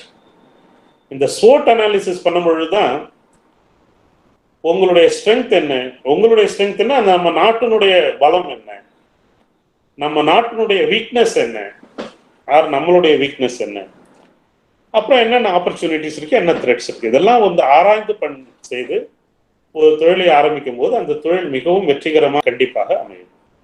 இப்ப நம்ம எல்லாரும் சேர்ந்து ஒரு பெரிய அளவிலே தமிழகத்திலே இளைஞர்களை ஒன்றுபடுத்தி தொழில் முனைவோர்களை உருவாக்க ஒன்றிய ஒரு காலகட்டத்திலே நாம் இருக்கின்றோம். அதற்கான முயற்சிகளை நாம் எடுக்க போகின்றோம். இப்படி இருக்கும் பொழுது எந்த வழியிலே நாம் இந்த முயற்சிகளை எடுக்க வேண்டும் அப்படின்றது ரொம்ப முக்கியமானது. அதை படிக்கும்போது நம்ம புரிஞ்சுக்கணும். அதாவது என்ன டைனமிக்ஸ் இந்த business the value chain of the business of the product, value chain. அந்த வேல்யூ செயின் பார்க்கும்போது மேக்ரோ எக்கனாமிக்ஸ் அந்த வேல்யூ செயின் ஒரு 4 கட்டங்களாக இந்த வேல்யூ செயின் பிரிக்கப்பட்டிருக்கு. என்னென்ன? Design, manufacturing, branding and distribution. Design, manufacturing, branding and distribution 4 வகையால. இந்த 4 வகையில எதுல நீங்க ஈடுபட போறீங்க அப்படின்றது ரொம்ப முக்கியம். ஒரு டிசைன் கம்பெனியா உலகம் முழுதும் உங்களுடைய R&D ப்ராடக்ட், உங்களுடைய பேட்டன்ட்டை ரெஜிஸ்டர் பண்ணி உலகம் முழுவதும் ஒரு டிசைன் கம்பெனியா நீங்க போக போறீங்களா? இல்ல ஒரு பிராண்டை எடுத்து அந்த பிராண்டை அந்த ப்ராடக்டை உலகம் முழுவதும் விற்க போறீங்களா? இல்ல மேனுஃபேக்சர் பண்ண போறீங்களா? இல்ல டிஸ்ட்ரிபியூஷன் பண்ண போறீங்களா? இது எது இந்தியாவுக்கு சூட்டபிளா இருக்கும், எது நமக்கு சூட்டபிளா இருக்கும்? இன் ஜெனரல் நீங்க பாத்தீங்கன்னா அந்த டிசைன் அண்ட் பிராண்டிங்ன்றது it's in the hands of developed nations. Design and branding. இது வந்து in the hands of developed nations. Manufacturing and distribution is in the hands of developing nations. வளரும் நாடுகளினுடைய கையிலே இந்த ப்ரொடக்ஷன், இந்த மேனுஃபேக்சரிங் அண்ட் டிஸ்ட்ரிபியூஷன் வந்து வளரும் நாடுகள் கையில் இருக்கு, வளர்ந்து வரும் நாடுகள் கையில். ஆனால் டிசைன் அண்ட் பிராண்டிங் வந்து வளர்ந்த நாடுகள் தான் அவங்க கையில் வச்சிருக்காங்க. அதனால வந்து நம்ம டிசைன் அண்ட் மேனுஃபேக்சரிங்க்கு நம்ம பண்ண முடியுமா அப்படின்றத நீங்க யோசிக்கணும். ஏன் வளர்ந்த நாடுகள் மட்டும் அதை கையில் வச்சிருக்காங்க? அதாவது ஏன் டிசைன் மேனுஃபேக்சரிங் பண்ண ஒரு சின்ன சின்ன எக்ஸாம்பிள் சொல்றேன், ப்ராடக்ட் எக்ஸாம்பிள். அதாவது ஏர்கிராஃப்ட், உலகமெல்லாம் நம்ம வந்து போயிங், ஏர்பஸ், பாக்கர் இந்த மாதிரி பிளேன்ல தான் உலகம் ஃபுல்லா நம்ம பயணிக்கிறோம். அந்த ஏர்கிராஃப்ட்ஸ் யார் மேனுஃபேக்சர் பண்றது? வளரும் நாடுகள் ஏதாவது பண்றாங்களா? ஏதாவது இந்தியாவோ இல்லைன்னா நேபாளோ இல்லை பாகிஸ்தானோ பங்களாதேஷோ அந்த மாதிரி ஏர்பஸ் இல்லை போயிங் மாதிரி ஏதாவது ஏரோப்ளைன் செஞ்சு உலகம் ஃபுல்லாக விற்கிறாங்களா? இல்லை. இன்னைக்கு அந்த மாதிரி விற்கிறது வந்து ஒன்லி வளர்ந்த நாடுகள் மட்டும்தான். அவங்க கிட்ட தான் அந்த டெக்னாலஜி இருக்கு, அவங்கள தான் இந்த உலகம் நம்புது, அவங்க கிட்ட தான் வாங்குறாங்க. அதே மாதிரி சிப்ஸ், கம்ப்யூட்டர் சிப்ஸ் ஒவ்வொருத்தரும் யூஸ் பண்றது தான் நான் பார்க்குறேன். நான் சொல்றது வந்து ஒரு சின்ன ஒரு டிசைன் பண்ணி நம்ம ஒரு ஊருக்குள்ளே ஒரு டிஸ்ட்ரிக்டுள்ள யூஸ் பண்றதை பத்தி நான் பேசல. உலகம் முழுவதும் மக்கள் பயன்பாட்டுக்கு இருக்கிற பொருட்களை பத்தி தான் நான் இப்போ பேசுறேன். இப்போ கம்ப்யூட்டர், அனைத்து ஒவ்வொருத்தர் வீட்லையும் கம்ப்யூட்டர் இருக்கு, அதுல பென்டியம் சிப் இருக்கு. இது யார் பண்றது? ஏன் மற்ற நாடுகள் பண்ண முடியல? இன்டெல் அமெரிக்கன் கம்பெனி மட்டும்தான் அது பண்ண முடியும். அது கூட என்ன பண்றாங்க அமெரிக்கன்ஸ்னா, அது ஃபேப்லெஸ் மேனுஃபேக்சரிங் சொல்லுவாங்க. they are not doing the entire thing. Fabrication வந்து தைவான்லயோ சைனாவிலையோ தான் பண்றாங்க. ஃபேப்லெஸ் டிசைன் மட்டும் அவங்க பண்ணுவாங்க. விஎல்எஸ்ஐ டிசைன் பண்ணிட்டு அந்த ஃபேப் அங்கே கொடுப்பாங்க. அதுக்கப்புறம் வந்து அதை சிப்பாக கன்வெர்ட் பண்ணும் பொழுது அதை வேஃபரை வந்து கட் பண்ணி அதனுடைய சிப்பை எடுத்து ஒயர் ஃப்ரேமில் வச்சு ஒரு கோல்டன் பாண்டிங் இருக்கும், ஒயர் பாண்டிங் பண்ணி அதுக்கு மேலே என்காப்சுலேஷன் பண்ணி அதை ஒரு ஐசியாக கன்வெர்ட் பண்ணுறாங்க. அந்த மேனுஃபேக்சரிங் எல்லாம் வந்து டெவலப்பிங் கண்ட்ரீஸுக்கு போயிடுச்சு. டிசைன் மட்டும் ஜப்பான் கிட்டையும் அமெரிக்கா கிட்டையும் யூரோப் ஜெர்மன் கிட்டையும் இன்னும் இருக்கு. ஸோ அதனால design is with them, with the developed nations. There is no doubt about it. Today the design, they are only capable of doing it. Like operating சிஸ்டமாக இருந்தாலும் சரி, அது கம்ப்யூட்டர் சிப்பாக இருந்தாலும் சரி, அது வந்து ஒரு ஆப்பாக இருந்தாலும் சரி, ஃபேஸ்புக்கோ ட்விட்டரோ இன்ஸ்டாகிராமோ அது எதாக இருந்தாலும் சரி, இல்லை ஒரு குளோபல் பிராண்ட் காஸ்மெட்டிக்ஸ் இருந்தாலும் சரி, பர்ஃப்யூமாக இருந்தாலும் சரி, ஒரு அப்பேரல் கார்மெண்ட்ஸாக இருந்தாலும் சரி, இல்லை ஒரு automotive, whether it is Honda, Ford, BMW, Benz, Audi, Jeep, Volkswagen, Rolls Royce, என்ன பிராண்டாக இருந்தாலும் சரி, வளர்ந்த நாடுகள் கையில் மட்டும்தான் இந்த உலகம் முழுவதும் அவர்கள் விற்று கொண்டிருக்கிறார்கள் அவருடைய brand and design. FMCG, whether it is Procter and Gamble, Unilever, Nestle, Colgate, அனைத்து பொருட்கள் இன்னைக்கு வந்து ஒரு ஸ்டோர்ல நீங்க போய் பார்த்தீங்கன்னா இருக்கிற அனைத்து பொருட்களும் வளர்ந்த நாடுகள் தயாரித்து வரும் பொருட்கள் மட்டுமே. எதனால? why we are backward, why we cannot do? ஏன் இந்தியா அதை பண்ண முடியாது? ஏன் வளரும் நாடுகள் பண்ண முடியாது? ஏன் அது இன்னும் வளர்ந்த நாடுகள் கையில இருக்கு? இதெல்லாம் ஒரு பெரிய பாலிடிக்ஸ், மேக்ரோ பாலிடிக்ஸ். ஸோ இதை வந்து நாம் உடைத்து எறிய வேண்டும். இந்தியர்கள் உலக அரங்கிலே அவர்களுடைய ப்ராடக்ட்ஸ், நம்மளுடைய பொருட்களை உலக அரங்கிலே விற்க வேண்டும். இன்னைக்கு போய் நீங்க வந்து அமெரிக்காவில் போய் ஒரு பெரிய ஒரு ரீட்டைல் ஸ்டோர் உள்ள போனீங்கன்னா எத்தனை பிராண்ட், இந்தியன் பிராண்ட் இருக்கு உள்ள? இல்லை, நீங்க சின்ன சின்னதெல்லாம் பத்தி பேசக்கூடாது. அங்க எங்களுடைய ஆச்சி மசாலா இருக்குன்னு, அது நம்ம இந்தியர்களுக்காக மட்டும் வைக்கப்பட்டது. அங்க இருக்கிற 240 மில்லியன் பாப்புலேஷன் இருக்காங்கன்னா அவங்களுக்காக அவங்க வாங்குற ஒரு ப்ராடக்ட் வந்து இந்தியன் ப்ராடக்ட் எத்தனை இருக்கு? பாகிஸ்தான் ப்ராடக்ட் எத்தனை இருக்கு? நேபாளிஸ் ப்ராடக்ட் எத்தனை இருக்கு? ஒன்றும் இல்லை, அதிகம் இல்லை. அதனால நம்ம பிராண்டையும் நம்மளுடைய டிசைன் கேப்பபிலிட்டியும் வளர்த்துக்கிறதுக்கு வந்து ரொம்ப ரொம்ப முக்கியமானது. ஆனால் அதுக்கு வந்து ஒரு பெரிய இட்ஸ் ஹெர்குலியன் டாஸ்க், மிகப்பெரிய ஒரு சாதனையாக இருக்கும் அதை நம்ம செஞ்சோம்னா. ஆனால் வந்து இப்பொழுதுக்கு நான் வந்து entrepreneurs, first time entrepreneurs I will not recommend to get into this. That's why இது வரைக்கும் நான் சொல்றதுக்கு முக்கிய காரணம் எதுக்கு இவ்வளவு விளக்கமா நான் சொன்னேன்னா, இன்று வரை வளர்ந்த நாடுகள் கையில் இருக்கின்ற டிசைன் அண்ட் பிராண்டிங் என்ற டொமைனுக்கு நம்ம உள்ள போறது வந்து மிக கடினமான விஷயம். ஒரு சிலர்கள் அதை பிரேக் பண்ணியிருக்காங்க. சோஹோன்ற மாதிரி நிறைய ஒரு சில பிராண்ட்ஸ் வந்து உலகம் ஃபுல்லா போயிட்டு இருக்கு. வேறு மிகச்சிலரை விரல் விட்டு எண்ணக்கூடிய ஒரு சில பிராண்ட், ஒரு சில டிசைன் மட்டும்தான் இந்தியாவிலிருந்து வெளியே போயிட்டு இருக்கு. அதனால நம்ம அந்த branding and designs not suitable for first time entrepreneurs. அதில் இறங்கி நான் அதை செய்ய போகிறேன், இதை செய்ய போகிறேன், உலகம் ஃபுல்லாக விற்க போகிறேன், ஒரு பிராண்டு பண்ண போகிறேன், டிசைன் பண்ண போகிறேன்னா நமக்கு தோல்விகளை தழுவ வேண்டியிருக்கும். ஆரம்ப காலகட்டத்திலே நாம் வளர்ந்த பிறகு இதில் இறங்க வேண்டும். ஆகவே முதலில் தொழில் முனைவர் வருபவர்கள் மேனுஃபேக்சரிங் அண்ட் டிஸ்ட்ரிபியூஷனில் தான் நம்ம ஃபோக்கஸ் இருக்கணும். அதுக்காக தான் இதை நான் ரொம்ப கிளியராக உங்களுக்கு எதுக்கு எப்படி பண்ணணுன்றதுக்காக நான் உங்களுக்கு எக்ஸ்பிளைன் பண்ணேன். என்ன ப்ராடக்ட்ல நம்ம இறங்கலாம். நான் நம்ம வந்து இப்போ we have to get into some manufacturing, we'll get into distribution. So எந்த மாதிரி மேனுஃபேக்சரிங் ப்ராடக்ட்ல நம்ம இறங்கலாம் அப்படின்றது த செகண்ட் கொஸ்டின். ஸோ மேனுஃபேக்சரிங்ல பண்ணும்பொழுது one is for the domestic market, other is for the export market. இப்போ இருக்கிற மேனுஃபேக்சரிங், இந்தியாவில் நடக்கிற மேனுஃபேக்சரிங் முக்காவாசி எல்லாமே வெளியில இருந்து எடுத்துட்டு வந்து அசம்பிள் பண்ற மேனுஃபேக்சரிங் தான் நிறைய நடந்துகிட்டு இருக்கு. It's assembly technology and screw driver technology. அது எலக்ட்ரானிக்ஸை பொறுத்த வரைக்கும் வேற தொழில்நுட்பங்கள் மிகுந்த அனைத்து பொருட்களுமே ஒரு ஸ்க்ரூ டிரைவர் டெக்னாலஜி பேசிஸ்ல தான் போயிட்டு இருக்கு. எடுத்துட்டு வந்து அசம்பிள் பண்றது ப்ராடக்டை. நாங்கள் சைனாலாம் போயிருக்கும் போது எங்களுக்கு மிக வியப்பாக இருக்கும். அங்கே போய் நாங்கள் ஒவ்வொரு வருடமும் நாங்கள் வந்து ஒரு ட்ரேட் ஃபேர், கேண்டோன் ஃபேர்னு இருக்க, அதில் போய் பங்கு பெறுவோம்.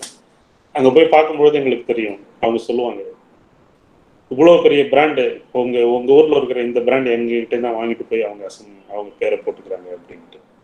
அந்த பிராண்டெல்லாம் நான் இப்போ சொல்ல விரும்பல. இங்கே இருக்கிற அத்தனை brand, local brand, Indian brands எல்லாம் பாதி பேர் அங்கேருந்து எடுத்துகிட்டு வந்து, சைனாவிலேருந்து எடுத்துகிட்டு வந்து அதை வந்து அப்படியே அசம்பிள் பண்ணி அப்படியே அவங்க பிராண்டை போட்டு விற்கிறது தான் அவங்களுடைய தொழிலாக வச்சுருக்காங்க. ஸோ இதில் எந்த விதமான வேல்யூ அடிஷனும் கிடையாது. அப்படியே எடுத்துகிட்டு வர வேண்டியது, அசம்பிள் பண்ண வேண்டியது, விற்க வேண்டியது. So this is not at all consider as the positive thing for a nation. ஏன்னா மேனுஃபேக்சரிங்ன்றது வந்து ஒரு மற்றவங்களுக்காக நம்ம மேனுஃபேக்சர் பண்ணோம்னா அதில் பெருமை கிடையாது, நம்ம முன்னேற முடியாது. அதாவது இப்போ நிறைய பேர் சொல்கிறாங்க, தமிழ்நாடு வந்து ஒரு big hub for automotive. Tamil Nadu ஒரு பெரிய ஆட்டோமோட்டிவ்னுடைய ஹப்பாக இருக்கு உலகத்திலே. அதாவது ஒரு இந்தியாவினுடைய டெட்ராய்ட், எப்படி அமெரிக்கா வந்து டெட்ராய்ட் என்ற நகரத்தில் ஆட்டோமோட்டிவ் அனைத்தும் இருக்குது, அதே மாதிரி இந்தியாவினுடைய டெட்ராய்ட் வந்து நம்ம ஸ்ரீபெரும்புத்தூர், சென்னை என்று எல்லாரும் சொல்றாங்க. ஆனா பெருமைப்படுற மாதிரி எனக்கு ஒன்றும் தோணல. ஏன்னா இந்த வழி ரொம்ப ஆபத்தான வழி. ஏன்னா மேனுஃபேக்சரிங்ன்றது வந்து இப்போ வந்து டொயோட்டா இல்லைன்னா யாரோ ஒரு பிராண்ட் இங்க வந்து மேனுஃபேக்சர் பண்றாங்க, குண்டாய் எதுக்காக இங்க வந்து மேனுஃபேக்சர் பண்றாங்க? ஏன் அவங்க அந்த மேனுஃபேக்சரிங் போய் ஒரு யூரோப்ல, இட்டாலியிலையோ பிரான்ஸ்லயோ அவங்க போய் அதை போடல? அங்க போனா $8,000 சம்பளம் கொடுக்கணும் ஒரு ஆளுக்கு. இங்க வந்தா $8,000 சம்பளம் கொடுத்தா போதும், இல்ல $10,000 $20,000 சம்பளம் கொடுத்தா போதும். எப்படி இங்க ஒரு $200, ஒரு $100 வந்து $7,000, $200 $15,000. $200 சம்பளம் கொடுக்கறதுக்கும் $8,000 $10,000 சம்பளம் கொடுக்கறதுக்கும் வித்தியாசம் இருக்கா? ஸோ அதனால அவர்கள் வந்து இங்க ஒரு தொழிற்சாலையை வைக்கிறாங்கன்னா அதுக்கு காரணம் வந்து சீப் லேபர். நாளைக்கு வந்து நம்மளோட சீப் லேபர் இன்னொரு கண்ட்ரி வறுமையானால், அது ஆப்பிரிக்காவில் இப்போ சேஃப்டி மற்ற இதுக்காக போயிருக்க மாட்டாங்க, டிஸ்டன்ஸ், நிறைய ஃபேக்டர் இருக்கு. அவங்க நாளைக்கு வந்து ஸ்ரீலங்காவோ இல்லை வேற ஒரு இடமோ அவர்களுக்கு இதை விட மலிவாக இருந்தால் இதை மூடிவிட்டு அங்கே போயிடுவாங்க. வேற ஒரு இடத்துல மூடிட்டு இங்கே வந்தவங்க தான் அவங்கெல்லாம். அதனால இப்போ வந்து இந்த ஒரு பிராண்டு நம்ம ஊர்ல இருக்குதுன்றதுக்காகவே நம்ம பெருமைப்பட முடியாது. அது எப்போ வேணாலும் அந்த பிராண்டு நம்ம ஊரை விட்டு வெளியே போகும். Unless it is your own brand. எப்படி வந்து நம்ம மஹேந்திராவோ இல்லை நம்ம டாட்டாவோ கண்ட்ரியோட ஓன் பிராண்ட் மேனுஃபேக்சர் பண்ணும் பொழுதுதான் அந்த அந்த பிராண்டோட தரம் உயரும் பொழுதுதான் அது உலக அளவிலே அந்த பொருட்களை விற்கும் அளவிற்கு அதனுடைய தரம் குவாலிட்டி உயரும் பொழுதுதான் நாம் உயர்ச்சி அடைய முடியும். அதனால கான்ட்ராக்ட் மேனுஃபேக்சரிங் ஒரு அமெரிக்கன் பிராண்டோ யூரோப்பியன் பிராண்டோ இல்லை ஒரு கொரியன் பிராண்டோ நம்ம ஊருக்கு வந்து அதை மேனுஃபேக்சர் பண்றது வந்து நமக்கு நல்லது, ஒரே நல்லது நமக்கு வேலை வாய்ப்பு கிடைக்கும், அது ஒன்றுதானே தவிர அதனால் இந்த ஒரு நாடு பெரிய அளவிலே அது வந்து உயர்ச்சியை உயரும் என்று நாம் சொல்ல முடியாது. அதனால பெரிய அளவில் நம்ம நாடு உயர வேண்டும் என்றால் நமக்குன்னு own technology, own design, own technology கொண்டு வரணும் எல்லாத்துலேயும். ஸோ அந்த மாதிரி நம்ம கொண்டு வர்றதுக்கு வந்து it will take time, but we have to struggle and get it to that. But இது வந்து ஆஸ் அ மேக்ரோ லெவல் நான் சொல்கிறேன். பட் உங்களுக்கு நம்ம இளைஞர்களுக்கு ஆஸ் அ ஸ்டார்ட் அப் நம்ம என்ன பண்ண முடியும்? That's very important. நீ ஸ்டார்ட் அப்பில் பண்ணும்பொழுது எந்த டொமைனில் இறங்குறது ரொம்ப நல்லது, எந்த domain we have a competitive advantage. நான் சொன்னது அதே தான், ஸ்வோட் analysis, strength, weakness, opportunity, threat. நம்மளுடைய ஸ்ட்ரென்த் என்ன? இந்தியாவில் வந்து if we get into agriculture we have lot of advantage in India. Agriculture is a field which is promoted by the government. Lot of loans arranged by the government. And agriculture field வந்து as an entrepreneur we have lot of availability of resources, land, the manpower, etc. அந்த நிறைய பேருக்கு வந்து இன்னைக்கு அக்ரிகல்ச்சர்லேருந்து விட்டுட்டு ID வேலைக்கும் வெவ்வேறு வேலைக்கும் போகிறத நம்ம பார்க்குறோம். அதெல்லாம் இல்லாமல் அக்ரிகல்ச்சரில் நம்ம கொஞ்சம் ஃபோக்கஸ் அதிகப்படுத்தும் பொழுது மிகப்பெரிய லாபத்தை ஈட்டுவதற்கும் மிகப்பெரிய தொழில் அதிபர்களாக நீங்கள் வருவதற்கும் நிறைய வாய்ப்புகள் இருக்கிறது. அது எப்படி அப்படின்னா அக்ரிகல்ச்சரில் எடுப்போம். அதாவது இன்று உலகத்திலேயே மிகப்பெரிய நாடு, அதாவது the largest manufacturer and consumer of agriculture product வந்து India. Largest exporter of rice is from India. நிறைய agriculture product. Largest exporter of meat is from India. So அது மாதிரி எப்படி நம்ம இதை வந்து நம்ம அட்வான்டேஜுக்கு அதை எடுத்துக்கணும். அதாவது கோல்டு கண்ட்ரீஸில் ஒரு சில செடி, பயிர்கள், பழங்கள் விளைவிக்க முடியாது. அந்த பயிர்களையும் அந்த மரங்களும் அந்த பழங்களும் இந்தியாவில் போன்ற ஒரு நாடுகளில் மட்டுமே அது விளைவிக்க முடியும். அப்படி இருக்கும் பொழுது கோல்டு கண்ட்ரீஸ் அதை கண்டிப்பாக அதை இம்போர்ட் செய்வார்கள். அதை இம்போர்ட் செய்யும் பொழுது இந்தியாவிலிருந்து அதை நாம் எக்ஸ்போர்ட் பண்ணும்பொழுது அது நமக்கு நல்ல ஒரு அட்வான்டேஜை தருது. ஆனால் அக்ரிகல்ச்சர் ப்ராடக்ட் எக்ஸ்போர்ட்லேயும் you have to see what is very இம்பார்ட்டன்ட்னு பார்க்கணுங்கன்னா, ஒரு ரா மெட்டீரியல் அப்படியே எடுத்து அப்படியே எக்ஸ்போர்ட் பண்ணும்பொழுது you get very feeble margin. However you take the product, you add value to it and export, then your margins becomes very high. Why? You are doing the value addition to them. So value addition is very, very important because so many pharmaceutical companies, so many food product manufacturing companies, FMCG, F&B companies, they import large quantities of agriculture products from India, whether it is fruits or whatever, pulps.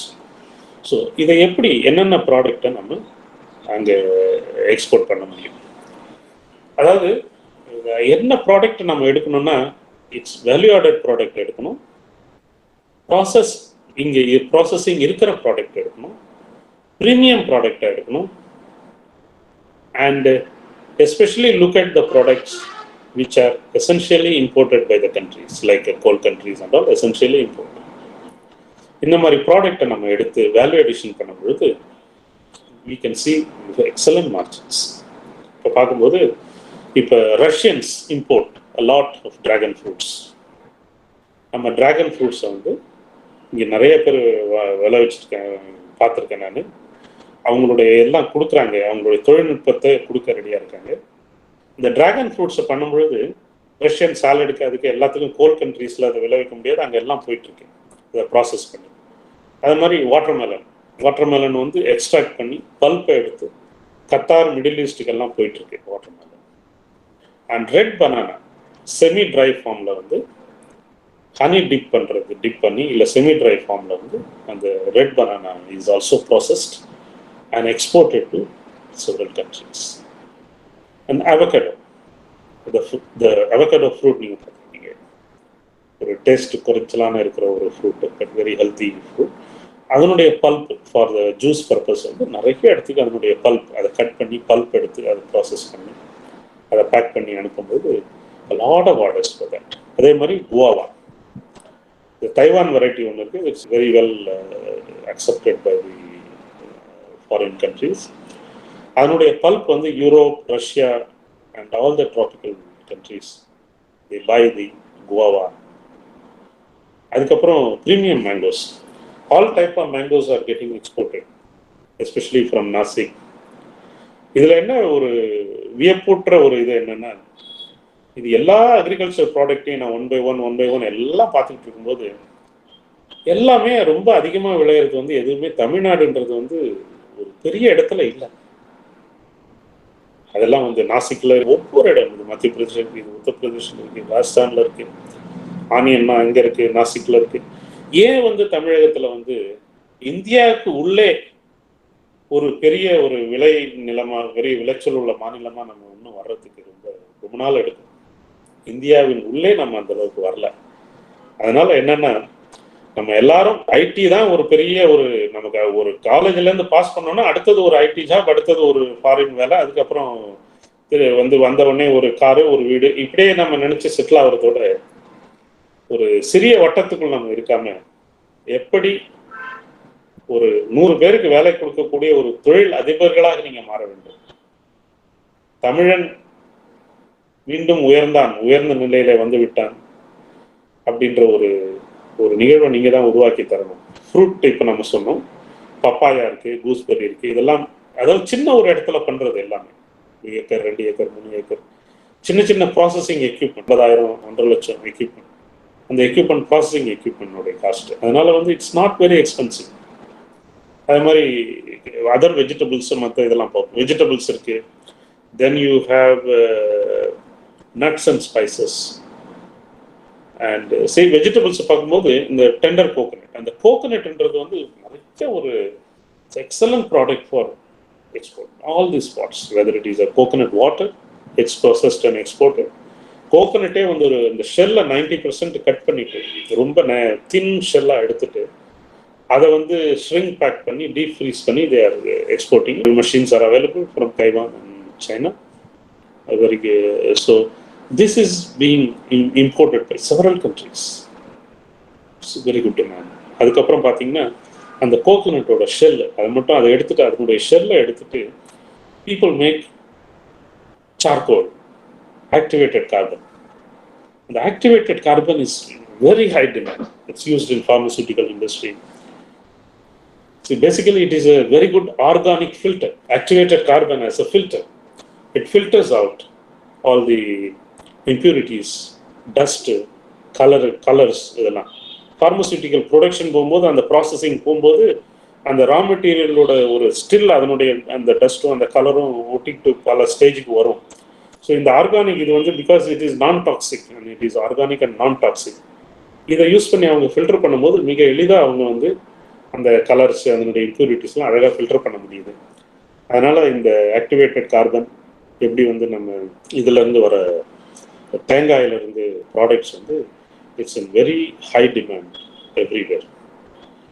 உங்களால் இதெல்லாம் பண்ண முடிஞ்சதுன்னா வாங்கிறதுக்கு நம்ம தமிழர்கள், உலகமெல்லாம் வாழும் தமிழர்கள் ரெடியாக இருக்காங்க. உங்ககிட்ட ஆர்டர் கொடுத்து உங்ககிட்ட ப்ரிக்யூர் பண்ணுறதுக்கு ரெடியாக இருக்காங்க. அவங்களெல்லாம் இணைக்கிறதுக்கு நாங்கள் ரெடியாக இருக்கோம். As a NGO, as a non-profitable organization. Our aim is to see how Tamilians come together, Tamilians living abroad, Tamilians living in Tamil Nadu, how we come together and how we achieve the heights what we have lost in the past. So this is what is the importance. And you see many other things. இப்போ நான் உங்ககிட்ட tender கோகனட்டை பற்றி சொல்லிட்டு இருந்தேன். அதுக்கப்புறம் முருங்கை இலை, முருங்கைக்கீரை, முருங்கைக்காய், முருங்கை விதை எல்லாமே வந்து ஹை டிமாண்டாக இருக்கக்கூடிய ஒரு ப்ராடக்ட் இந்த வேர்ல்டு. முருங்கைக்கீரையை அப்படியே வந்து எக்ஸ்போர்ட் பண்ணுறவங்க நிறைய பேர் இருக்காங்க. நிறைய பேர், ஒரு சிலர் எனக்கு தெரிஞ்சவங்களாம் ரொம்ப சின்னதாக ஆரம்பித்தார், அவருக்கு நாங்கள் சஜஸ்ட் பண்ணோம். இப்போ வந்து ரொம்ப பெரிய லெவலில் அவர் எக்ஸ்போர்ட் பண்ணிகிட்டு இருக்காரு. மாதம் ஒரு 5 லட்சம் 10 லட்சம் வரைக்கும் ப்ராஃபிட் வர அளவுக்கு அவர் பண்ணிகிட்டு இருக்காரு. அந்த முருங்கை இலையை மட்டும் அப்படியே பறித்து அப்படியே அதனுடைய பழுப்பு அதனுடைய இதெல்லாம் எடுத்துட்டு அதை அப்படியே இப்போ வந்து ஒரு 150 கிராமுக்கு ப்ராசஸ் பண்ணி அதை அப்படியே ரேப் பண்ணி பபுள் இந்த ரேப்பிங்கில் வச்சுட்டு தெர்மோகோல் பாக்ஸில் வச்சுட்டு சின்ன ஐஸ் இது வச்சுட்டு பேக் பண்ணி அனுப்பிடுறாங்க. Happening, demand, high demand, they are not able to match அந்த அளவுக்கு. அதே வந்து ஒரு வேறு விதமாக நிறைய நடக்குது. இது நான் வந்து பியூர் இலையை சொன்னேன். அதுக்கப்புறம் வந்து அதையே ட்ரை பண்ணி அதை பவுடர் பண்ணி பவுடர் ஃபார்மில் இட்ஸ் ஹியூஜ் டிமாண்ட் அது வேர்ல்டு. அதுக்கப்புறம் பார்த்தீங்கன்னா அதனுடைய முருங்கையினுடைய விதைகள், அந்த முருங்கைக்காய், இதுக்கு எல்லாத்துக்குமே ஒரு பெரிய வரவேற்பு. ஏன்னா இதெல்லாம் மெடிசினல் ப்ராப்பர்ட்டிஸ். இப்போ ஒரு ஆம்லா ஜூஸ் நம்ம பண்ணுறோன்னா அந்த dry powder is use for lot of medicinal to produce medicines. So அதனால் இந்த products are not just for ஈட்டிங்கில் இருக்கிறது வந்து உங்களுடைய அதனுடைய விலையே தெரியாமல் இருக்கு. இந்தியாவில் இருக்கிற அத்தனை வந்து மூலிகைகள், அந்த செடிகள், அதனுடைய விலை வந்து ஜெர்மானியர்களுக்கும் மற்ற யூரோப்பியனுக்கும் அமெரிக்கனுக்கும் ஜாப்பனீஸ்க்கு மட்டும்தான் தெரியுது. நம்ம ஊரில் இருக்கிற மூலிகைகளுடைய அந்த மகத்துவம் வந்து அவங்களுக்கு ரொம்ப நல்லாவே தெரியுது. அதனால் உங்ககிட்ட ரொம்ப சீப்பாக வாங்கிட்டு போகிறாங்க. அவங்க போய் அதில் வந்து 10 மடங்கு 100 மடங்கு அதுலேருந்து அவங்க சம்பாதிக்கிறாங்க. நம்ம வந்து வேல்யூ அடிஷன் பண்ணாமல் அப்படியே எடுத்து அப்படியே பிரித்து அப்படியே அவங்களுக்கு அனுப்பிக்கிட்டே இருக்கோம். நான் என்ன சொல்கிறேன்னா, முதல் ஸ்டேஜை நீங்கள் அப்படியே எடுங்க, அப்படியே அனுப்புங்க. அடுத்த stage immediately the next stage conversion, processing, value addition. Put up the machines, add value to this. Next stage, again that is the raw material only. You are sending powder, முருங்கைக்காய் powder, அது ஒரு raw material. The next stage, don't stop there. Put up a factory, make the finished product. What is the medicine they are making using this? What is the filter they are making using the இப்போ நான் சொன்ன மாதிரி நம்ம filter பண்ணுறாங்கன்னு ஃபில்டரைஸ் பண்ணுறாங்கன்னு சொல்லிட்டு அந்த மாதிரி the activated carbon filter, organic, non-toxic filter. இந்த ஃபில்டர்ஸே பண்ணி நீங்கள் எடுத்துங்க ஃபர்ஸ்ட்டு. அதே மாதிரி ப்ராடக்டை பண்ணுவோம், மெடிசினல் ப்ராடக்ட் பண்ணுவோம். இப்போ நிறைய பேர் ஒரு ஸ்டார்ட் அப் கம்பெனி பண்ணாங்க. அந்த ஸ்டார்ட் அப் கம்பெனி பண்ணி ரொம்ப சக்ஸஸ்ஃபுல்லாக பண்ணிகிட்டு இருக்காங்க. ஐம் நாட் ராங், கோயம்புத்தூரில் பண்ணிட்டு இருக்காங்க. அந்த முருங்கை பவுடரை எடுத்துகிட்டு வந்து ஒரு அழகான ஒரு சூப், இப்போ எப்படி நார் சூப் பண்ணுறாங்களோ, tomato soup and all that soup, நார் சூப் இருக்குது ரெடிமேட். அந்த பவுடரை எடுத்து நீங்கள் தண்ணியில் போட்டு அப்படியே கலக்கி குடிக்கலாம், ஹாட் வாட்டர் மிக்ஸ். அதே மாதிரி முருங்கை பவுடரு, இந்த மாதிரி எல்லா ஹெல்த்தி பவுடரும் அவங்க வந்து ஒரு சூப்பாக பவுடராக பண்ணியிருக்காங்க. இந்த பவுடரை கட் பண்ணி தண்ணியில் போட்டு அப்படியே கலக்கி சாப்பிடும்போது அவ்வளோ டேஸ்ட் அண்ட் அத்தனை ஹெல்த்தி. ஸோ இந்த மாதிரி start up companies should come. Start அப்னா என்ன? Anybody who start a business is not a startup company. You should understand what's a startup company. Your idea should be totally new. You should do something which is not there at present. அதுக்கு வந்து என்னன்னா blue ocean theory அப்படின்னு சொல்லுவாங்க. Blue ocean தியரின்னா என்னன்னா, அந்த ஒரு book இருக்கு, நீங்க படிச்சு பாருங்க, management book, MBA book. Blue ocean தியரின்னா என்னன்னா, see, the land is crowded. So many buildings, so many cars, so many people, so many industries. The land is extremely crowded. But the ocean, the blue ocean, is quiet. There's nobody there. It's empty. There are a lot of opportunities. So what they're saying is, you choose a place which is blue ocean, which is like a blue ocean, which is empty, which is not crowded, where there is less competition. So you choose a place. That's what is called blue ocean theory. Again, I'm trying to tell you, நீங்கள் வந்து நான் மற்றவங்க நிறைய ஒரு தெருவில் 5 cellphone கடை தானே, நான் ஒரு 6வது கடையாக போய் போட போகிறேன்னு சொன்னீங்கன்னா, you are away from the blue ocean theory. You are trying to get into the same competition. You are trying to get into the thing what other people are doing. So that's not a wise thing to do. So நீங்கள் என்ன பண்ணணும்னா as a startup try to do something new. The concept can be new. இப்போ வந்து ஒரு சாய்வாலான்னு ஒன்று கொண்டாந்தாங்க. இதுக்கு முன்னாடி யாருமே வந்து அந்த ஒரு டீ காஃபியை மட்டும் அந்த ஒரு கண்டெய்னரில் அந்த டிஸ்போசபிள் பேப்பர் பாக்ஸில் போட்டு கொடுக்குற கான்செப்ட் யாரும் கொண்டு வரல. புதுசாக யோசிச்சாங்க, புதுசாக ஒரு கான்செப்ட் கொண்டு வந்தாங்க. எங்கே பார்த்தாலும் இப்போ அவுட்லெட் வேற எவர் யூ கோ இட்ஸ் ஒன்று ஒன்றா சாய் வாலான்னு ஆரம்பிச்சாங்க. அது ஒன்றுத்துக்கு வந்து டிஃப்ரெண்ட் நேம்ஸ். இப்போ ஒரு more than 20 type of outlets are there only selling this tea and coffee and then all that some small snacks. அந்த மாதிரி ஒரு அவுட்லெட் பெருசாக வந்துடுச்சு. And it's not like coffee இந்த மாதிரி இல்லை, பெருசாக உட்காந்துட்டு குடிக்கிற மாதிரி ஹியூஜ் அவுட்லெட்லாம் சின்ன சின்ன சின்ன சின்ன இடம் 200-300 ஸ்கொயர் ஃபீட் 400 ஸ்கொயர் ஃபீட் சின்ன சின்ன இடத்துல ரொம்ப நல்ல பிஸ்னஸ் பண்ணிட்டு இருக்காங்க. எவ்வளோ என்டர்பிரினர்ஸ் உருவாங்க. ஸோ இது எப்படி சாத்தியமாச்சு? எப்படி ஒரு ஆயிரக்கணக்கான ஒரு இளைஞர்கள் ஆயிரக்கணக்கானவர்கள் வந்து ஒரு செல்ஃப் எம்ப்ளாய்மெண்ட் ரூட்ல வந்தாங்க?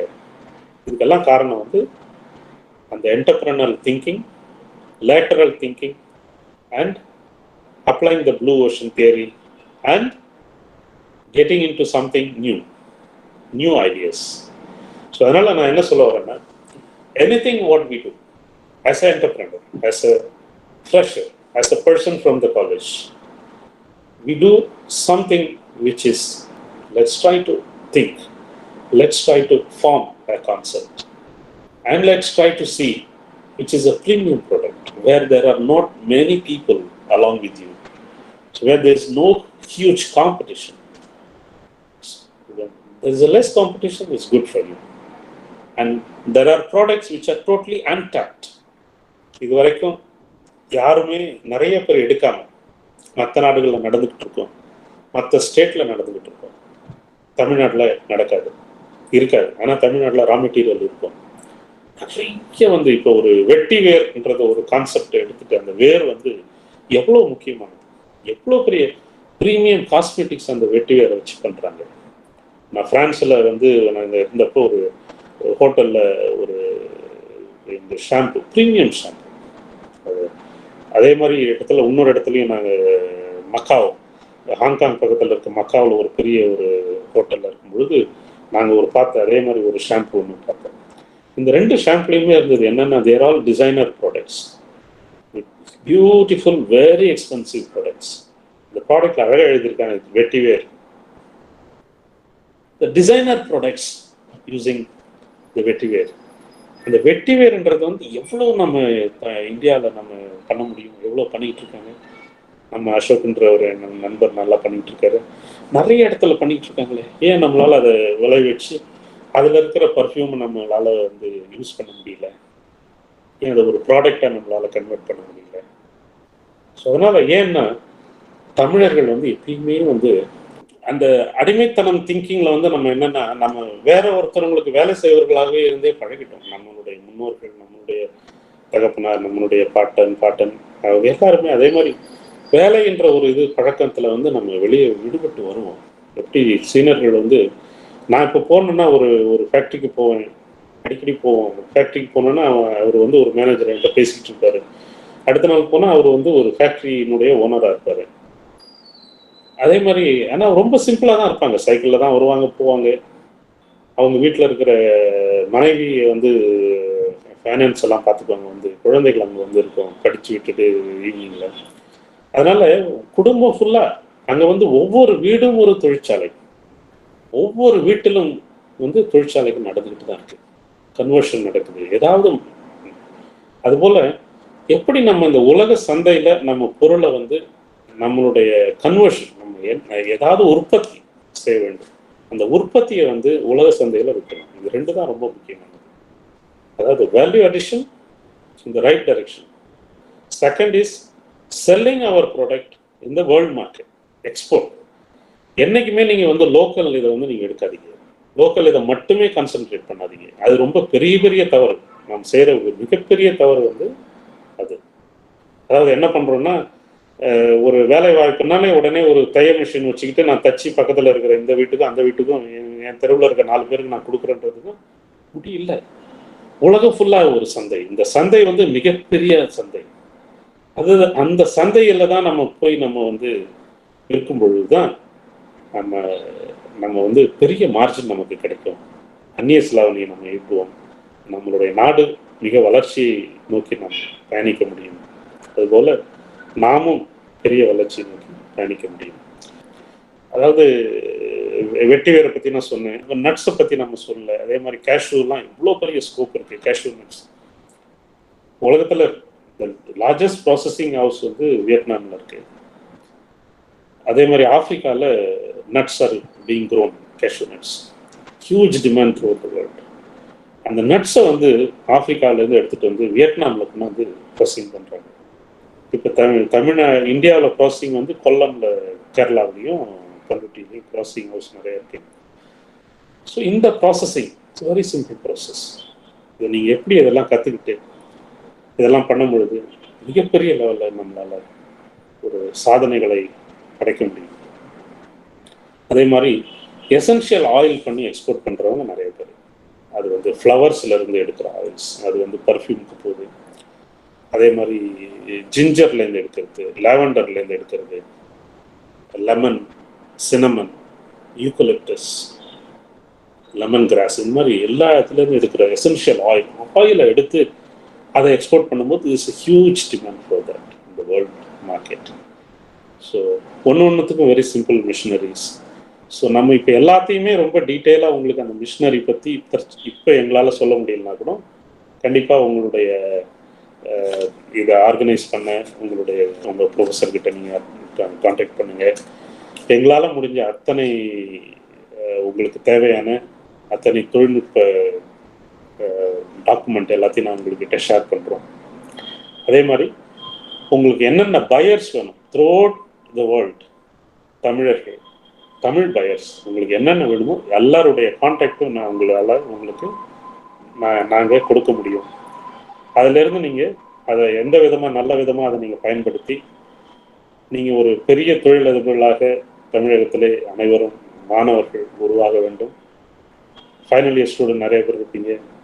முடித்த உடனே நீங்கள் நல்ல விதமான நீங்கள் பண்ணி பெரிய தொழிலதிபர்களாக வர வேண்டும் என்பதுதான் எங்களுடைய கோரிக்கை, எங்களுடைய நம்பிக்கை. இதில் வந்து ஒரே ஒரு இது மட்டும் சொல்லிடுறேன். அதாவது நாம் வந்து என்றைக்குமே வீழ மாட்டோம். தமிழர்கள் வந்து வாழ பிறந்தவர்கள். தேடிச்சோறு நிதம் தின்று பல சின்னஞ்சிறு கதைகள் பேசி பிறர் வாட பல செயல்கள் செய்து கொடுங்கூற்றுக்கிரை என பின் மாயும் பல வேடிக்கை மனிதரை போலே வீழ்வேன் என நினைத்தாயோ அப்படின்னு கேட்பாரு.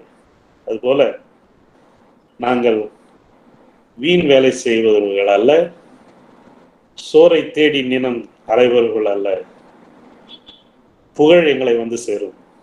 தமிழர்கள் ஒருபோதும் வீழ்வதற்காக பிறந்தவர்கள் அல்ல, இந்த உலகத்தையே வாழ வைப்பதற்காக பிறந்தவர்கள் என்று கூறி உங்களிடம் விடைபெறுகிறேன். நன்றி, வணக்கம்.